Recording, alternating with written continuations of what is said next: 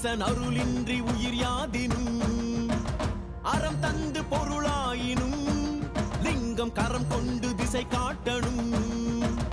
எண்ணங்கள் சிதறாமல் சிலையாகலாம், ஜென்மங்கள் கடந்தாலும் சிவன் போற்றலாம், இன்பங்கள் உனை சேர இரையாற்றலாம்.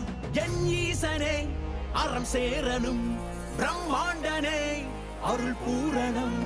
ஓம் நம சிவாய, ஓம் நம சிவாய.